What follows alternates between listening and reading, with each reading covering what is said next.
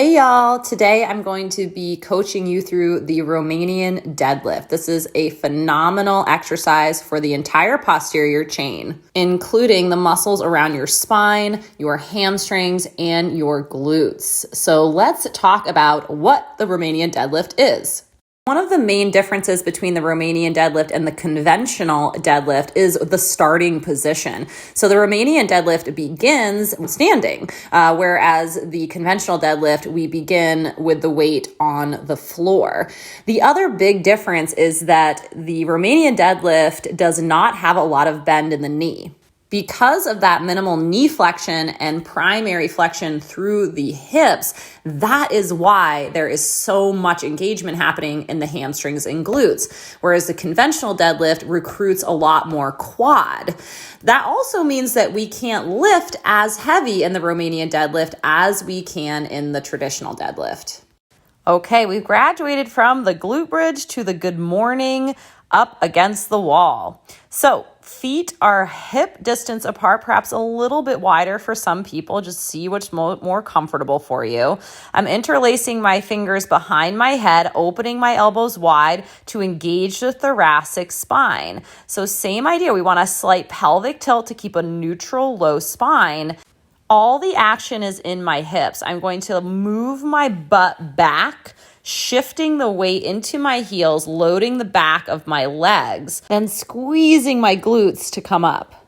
It's very important that once your butt touches the wall, you stop moving your upper body. This movement is initiated by the hinge in the hips. So instead of thinking, oh, I'm going to bring my upper body down, think about I'm sending my hips back, and that is going to fold you right at the hip joint.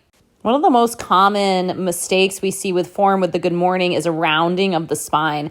So really focusing on keeping the shoulders back and down and bringing those elbows super wide is going to help keep that spine straight. Once you feel comfortable with the good morning, you can add weight to your Romanian deadlift. I would highly recommend continuing to use the wall for feedback. Hamstrings, glutes, and mid-back should all be working very hard here. If you start feeling it in your low back primarily, that is an indication that your form is off somewhere. It could also be that you're trying to get too deep in the range and your body's not ready for it, or your weight is just simply too heavy. So once you feel pretty comfortable with that, move away from the wall. As long as you can maintain that nice flat back, your knees are not moving forward, your hips are being sent back, and then you're going to squeeze through the back of the leg every time you come up to get that engagement through the glutes and the hamstrings. That's where you want to be feeling this exercise. Let's look at some common issues that we see with the weighted Romanian deadlift. So one is people turning it into a squat. So you can see here my knees are moving forward and my chest is staying up. And you can see also that flexion in the ankles there. So this is a really nice squat kind of, but it's not a deadlift. It's not a Romanian deadlift because there's way too much bend in the knees.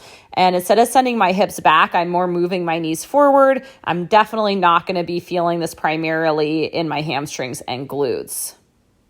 This next issue in form that we see a lot, this one scares the heck out of me. It's when the weight is kind of pulling the person forward and the weight is moving way out in front of them.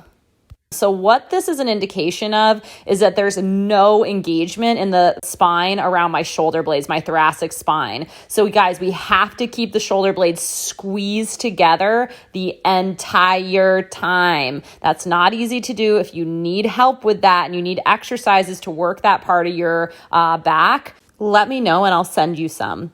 So here is a great hack for training yourself to keep the shoulder blades squeezed together and to keep that flat back. So basically I just took my dumbbell, I have a 10-pound dumbbell, and I'm just holding it behind my back. Now this might not work for everybody, so don't stress if you're like, oh, this doesn't work for me, I can't get my hands, or that's okay. But if it does work for you, it can be a good way to, again, train yourself to keep the back flat as your upper body moves down and your hips are moving back.